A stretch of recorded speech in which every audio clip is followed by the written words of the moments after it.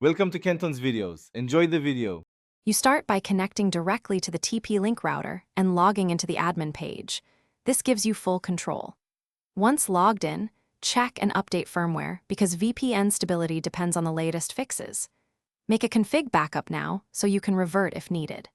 Then set a consistent LAN IP and DHCP range and configure a static WAN or DDNS so remote clients can reliably find your network. This prevents intermittent connectivity when the ISP changes your address. Next, you enable the VPN server. Pick OpenVPN for strong cross-platform support or L2TP/ISEC for simpler mobile setup. Create user accounts and an IP pool so clients receive addresses that route into your LAN. Make sure to push your LAN DNS and route settings so remote devices can reach local resources. Then open the WAN ports the chosen protocol needs and add firewall rules to allow authenticated VPN traffic.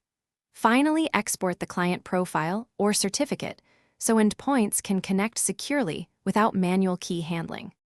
To finish, import the client profile into your remote device and initiate a connection. Verify you can reach internal resources and that internet traffic follows your intended route. Save your configuration and reboot the router if changes don't apply. If something breaks, consult the VPN logs. Common problems include MTU mismatches, NAT or double NAT, ISP blocking VPN ports, misconfigured firewall rules, or expired certificates. Adjust those items, then reconnect. This methodically narrows causes and restores a working VPN. Thanks for watching. Consider subscribing if we helped you.